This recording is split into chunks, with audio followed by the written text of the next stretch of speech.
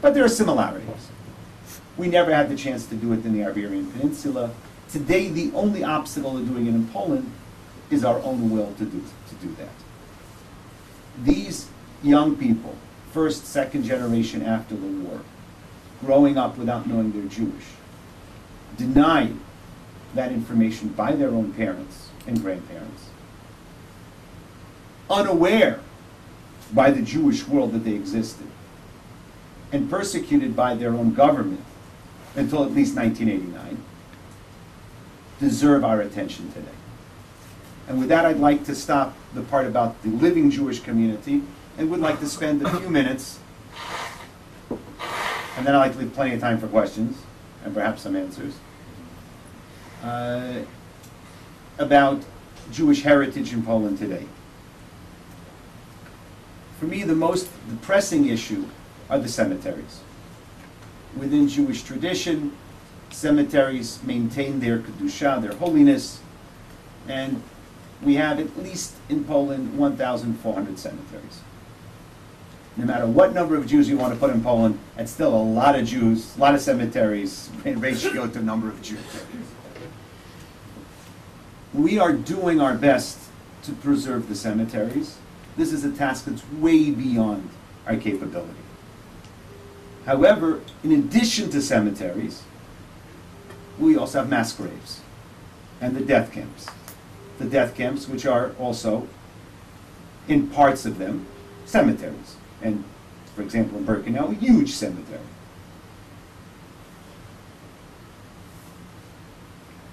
There are still today an unknown number of unmarked mass graves.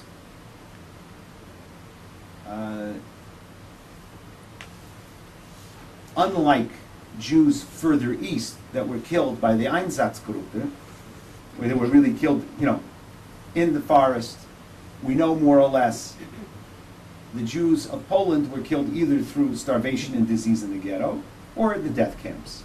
However, and this is something that kind of people, at least I didn't put it all together until fairly recently, is that often the Nazis killed 50, 100, 200 Jews right at the beginning to show people they meant business. And often on the way to the death camps, rather than schlepping the very sick, they would just kill them on the way. And so we have, no doubt, dozens of unmarked mass graves, which we are now at the last moment to be able to identify. Why the last moment? It's very unusual when you'll actually have a Jewish witness to a mass grave, because they didn't survive.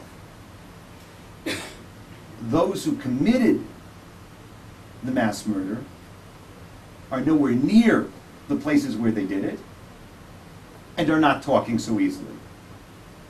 However, you do have a source of information, are Polish bystanders. It seems that this is purely anecdotal. Kids, 10, 11, 12 years old, where the younger kids were kept at home and anyone older was smart enough not to be anywhere near there. At that age, they were kind of watching from behind the barn, watching from the other side of the forest. And these people who were 12, 13 years old in 1942, 43 are elderly, but many are still alive. And so we actually have been getting information from them, saying, before I die, I want you to know I know 50 Jews are buried here. But it's something that we have not really done not at all done in a systematic way. And that's something that I would like to look at doing in the future, because if there's a way to pay tribute to the korbanot, to those who were murdered during the war, making sure that at least their physical remains are properly protected seems to be the very first thing we ought to be doing. And then the most important thing that happens is that with an unknown mass grave, and sometimes with cemeteries, but less and less with cemeteries, somebody goes and doesn't know what's there, starts digging, finds bones. And so we have been very active in intervention, and then leading hopefully to prevention of desecration of pre-war cemeteries, and also of mass graves that are discovered today. We've had occasion to rebury bones that were discovered. What I'm pretty sure, it's not knowledge, but I'm pretty sure that people have discovered bones over the last 60 years in Poland, but under the communists they were afraid to tell anyone. Now, thanks to democracy, they're actually, and more of awareness that there is a living Jewish community, Poles who are discovering bones, and the city officials and the police force are calling us and saying, you know, we have bones of 14 Jews, what are we supposed to do with them? So we take them, we bury them in the nearest Jewish cemetery. To the last point on Polish-Jewish relations, which is not my main area of work, but certainly something that I've touched upon.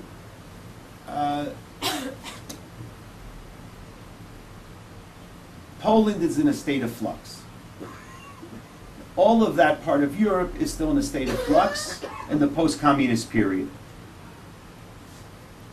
From 45, 46, 47 till 89, people were told what to think. Doesn't mean that everybody thought that way, but a lot of people, you know, it's what you heard. After 89, people could start thinking much more clearly, much more openly, much more freely what they wanted to. And so there is a phenomenon since 1989 of Poles wanting to re-examine their relationship with Jews, often to our surprise, in a positive way. Why? 3 reasons. Number one, John Paul II, Zecher Tzaddik Livracha.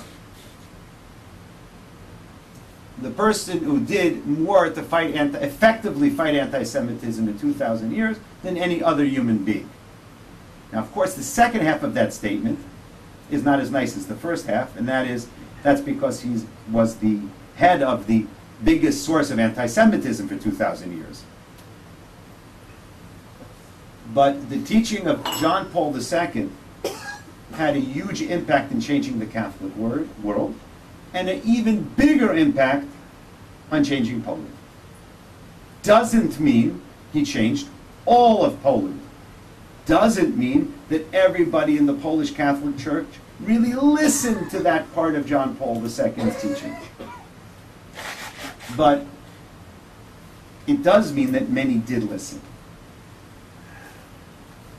I remember after the experience of Jedwabne 5 years ago, where it became public knowledge that Poles had killed their Jewish neighbors, many of them burnt alive in a barn, on July 10th, 1941, in a small northeastern village called Jedwabne. And although it's on a tape, I was going to say it's speaking privately, but it's not privately, I was disappointed with the response of the Catholic Church. I was very moved by the response of the rest of the country. I thought the Catholic Church failed. Did something, not enough. And I remember thinking at that point, a very not politically correct thought, which is, the bad news is that half of the Polish Catholic hierarchy is still anti-Semitic. But the good news is that before the war it was 90%. That may sound like a joke, but it's not. Anti-Semitism was normal within the Catholic Church, not before World War II, but before 1962-63, before the Second Vatican, before Vatican II. Talk about the Protestants another time. It was normal in Europe to be anti-Semitic before World War II. Not everyone was, but it wasn't something that would make you socially unacceptable. That is a post-World War II phenomenon. And therefore, what the changes that Poland has gone through since 1989, and unlike many other countries, I mean the Western countries, who had started in 1945 in some ways with their relationship to anti-Semitism, and certainly post-62, 63 with Vatican II.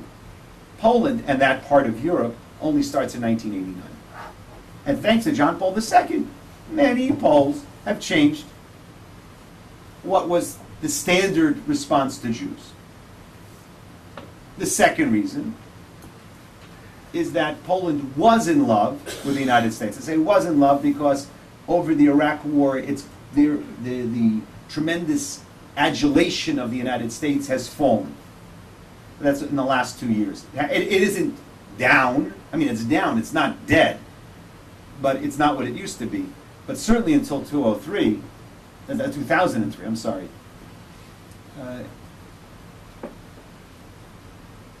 There was in Poland an adulation, and I use that word very precisely, of the United States. There was a perception that in the United States you can't be an anti-Semite. I mean, stereotypes every once in a while work in your favor. We know that's not true, but I wasn't going to tell them that. And therefore, for many Poles, they felt if we want to emulate the United States, we can't be anti-Semitic. Is that a good reason not to be an anti-Semite? Well, you know, if someone doesn't want to be an anti-Semite, I'm glad to take any reason they want. I have my more favorite reasons, but that's not a bad reason. I mean, there's no bad reason. The third reason, which is far more speculative, this is like something I thought about, in that among the younger generation, there's a rejection of everything their parents stood for, or their grandparents stood for. They were communists, they were anti-Semites, they were this, they were that, and therefore whatever the older generation believed in, I believe the opposite. And every once in a while, that youthful rebellion actually works in our favor. And so some of them feel that they want to be anti-Semitic. There is a fourth element there, and that is for some of them, a genuine sense that we miss the Jews. That the Jews were part of the Polish landscape. The Germans killed them. Some of the Poles are ready now to understand there was Polish collaboration. And it's a slow and painful process for them.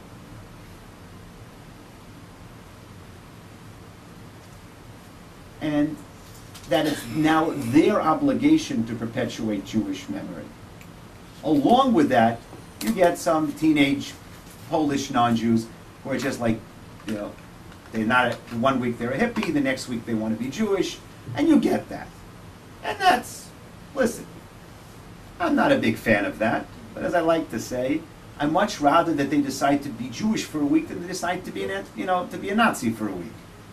So if they're going to have to decide to do something faddish, let it be that they want to be a Jew, or they love Jewish culture, they want to eat gefilte fish. It's not something that I encourage, but I'm certainly not going to discourage it. A few days ago, it was Sunday morning, there was an older Pole that came into the shul just before davening.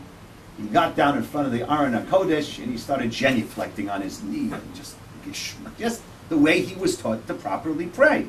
There was a visiting Baba Chassid from New York, who I was glad did not have major coronary arrest while watching that. Now I walked over to the gentleman and I say, "Please stand up. This is not the way we pray in a synagogue." And I felt very comfortable saying that. You know, if he wants to show respect, he needs to show respect to the place where he is in the way that's acceptable. Okay, so PC. And I told the chassid, I said, "Listen, it's not good that he did it, but realize that the other option may have been throwing a rock through the window. So if I have to choose, I'll deal with these guys." To today's political situation. I'm sorry, one more sentence before that, and that is, Poland, as I started with, is in a state of flux. Which means, if you want to look at what's going on in Poland today, yesterday, or tomorrow, you can easily find a whole file full of horrible things Poles have done now, And you can find also another whole file of wonderful things Poles have done. Now, of course, generally the public hears about the negative more than the positive. Both exist. It's in a state of flux. And it's a state of tension. Within Poland, there's an ongoing struggle. Exactly what way does Poland want to go? Not only about Jews. Does Poland want to go in the way of a pluralistic, tolerant society, of which there is such a stream? Or do they want to become a nice, closed society, xenophobic, as there is also a tradition, a very strong tradition of that within Polish history? For me, it is clear that if we're going to deal with Poland, perhaps the Jewish world doesn't have to deal with Poland. I want to deal with it. It's my mishigas. But if we're going to deal with Poland, then it only makes rational sense to empower the pluralistic, tolerant stream that exists within Poland, which is also, anti-Semitic, and not to constantly focus on the negative that's going on in Poland, which has to be recorded, but also to focus on the positive, which then empowers those people who want to help us in fighting the other half of Poland. And sometimes a tragic mistake that we make is by focusing on the negative and only talking about everything Poland is doing wrong, is that we are empowering the anti-Semites and definitely discrediting those who are advocates of pluralism and tolerance. To the political situation today. It's a huge mess. About 6 months ago, there were elections. Poland has a parliamentary system similar to the State of Israel. Similar to the State of Israel, never gets clear election results. And so there were two competing major parties, one known as Law and Justice, the other one known as Civil Platform, Civic Platform. Everyone thought that the Civic Platform guys would win by a few percentage points, would go into coalition with the next biggest party, Law and Justice.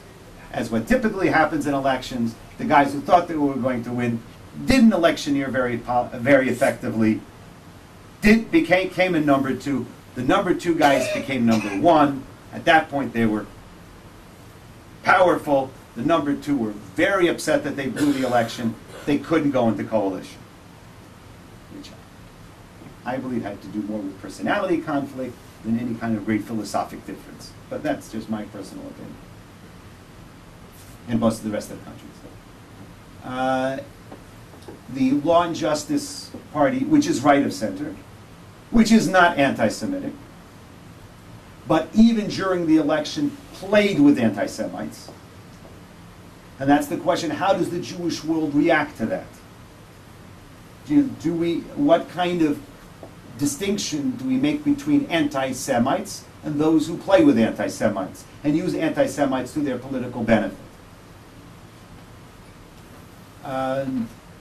They won. They went into minority government. Even from the very beginning, did something which angered the Jewish community in Poland and around the world, and that is, why did they win? The Law and Justice Party perceived that they got those extra few percentage points thanks to the listeners of Radio Mary, which is virulently anti-Semitic. They perceived they had a debt to pay back to that radio, and would give them exclusive radio interviews after the elections, would give them scoops, which absolutely unnecessary and unacceptable. But on the other hand, we're very, and I didn't even talk about this, very pro-Israeli, very helpful on Jewish issues. They were playing with the anti-Semites, but they were fighting, they were helping us in other ways. As I said, mixed up, conflicted. The big mess came 2 months ago, where the Law and Justice Party decided that they would no longer suffer being minority government. They noticed that they couldn't get anything passed in the parliament.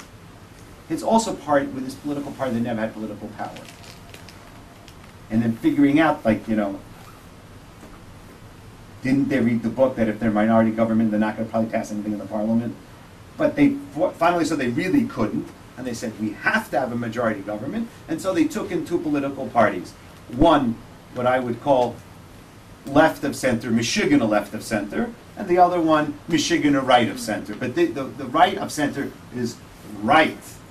Far right is the continuation. They openly call themselves the continuation of the Andetze, which were the anti-Semitic political party before the war.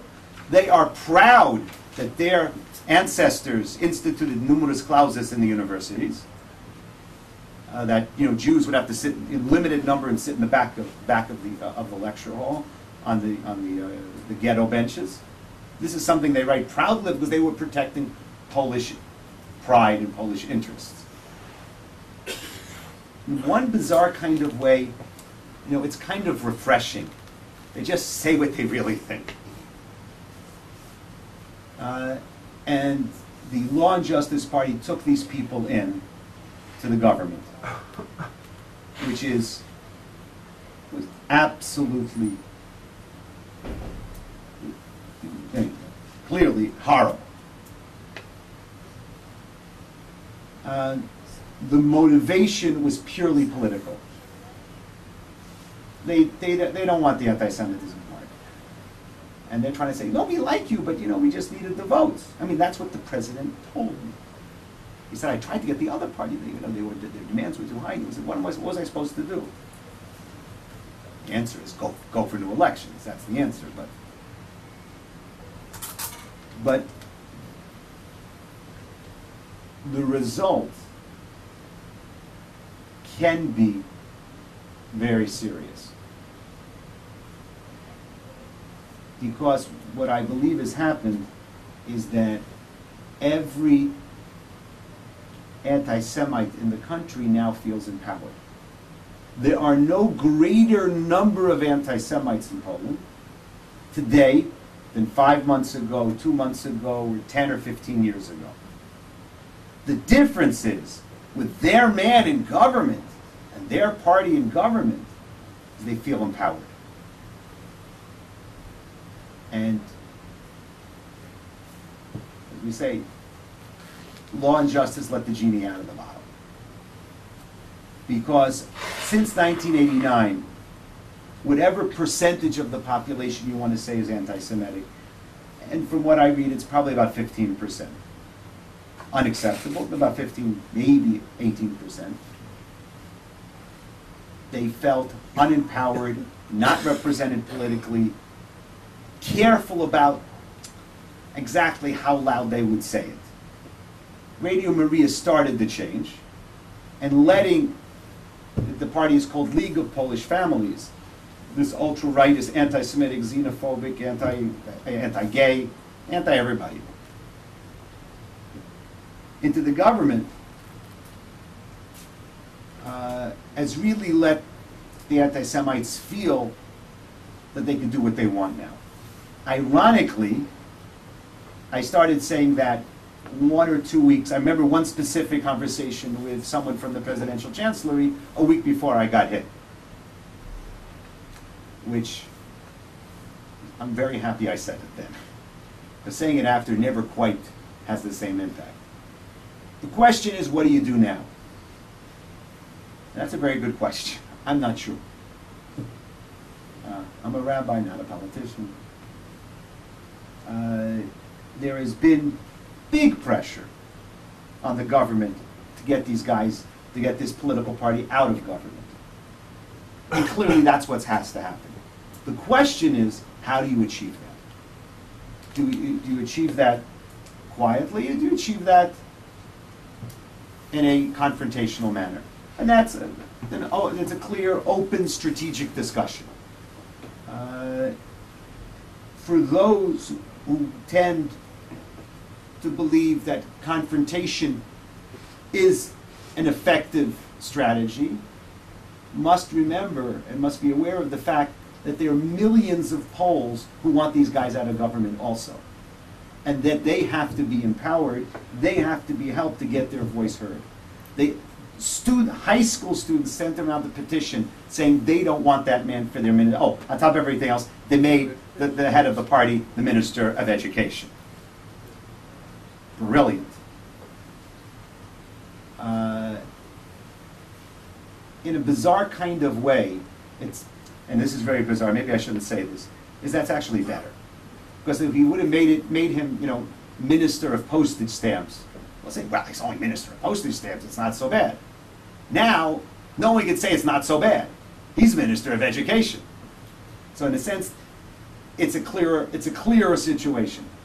Hundreds of thousands of high school students signed the petition saying they don't want to go to school with such I don't know if they were against the Minister of Education. I don't know if they didn't want to go to school. They said they're against the Minister of Education. And clearly, for those who are involved in Poland and want to see effective change happen, a very important part will be empowering the local population to fight their own government. Because one thing that is happening is the Polish government saying is that don't tell us who can be in our government. We don't tell you who can be in our government, you're also who's going to be in our government, which is a fair statement. Of course, when you put an anti-Semite in government, too bad, we're going to tell you they can't be there.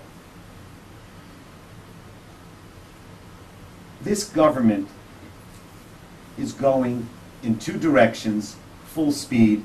I'm sorry, they're going in two diametrically opposite directions, full speed at the same time.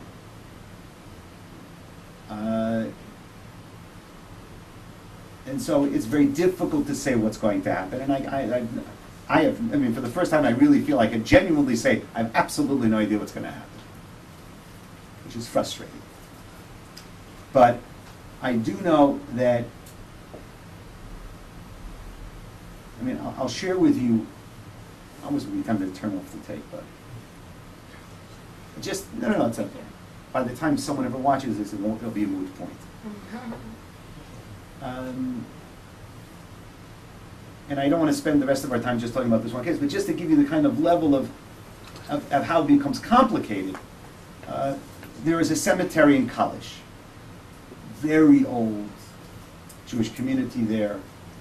On top of the old Jewish cemetery, already under the Nazis, but continued by the Polish communists, they built a school and a playground, a medical clinic. The Magen Avram is buried there. Magen Avram is a major commentary on the Shulchan Aruch, the 16th century code of Jewish law. And for several years now, we're negotiating to get the school and the playground should be moved somewhere else, and we should at least get as much of the cemetery back as possible. 2 years ago, there were elections, local municipal elections. The new mayor of Kalisz was very open for change and said, I'm going to give you a plot of land for the new school. I don't have the funding in the municipal funds. I can give away land. I don't have money to build a new building, a new school building. On top of it, it's a school for handicapped children named after Janusz Korczak. So you got all these elements going on, right? You know, it's great, only in Poland and Israel.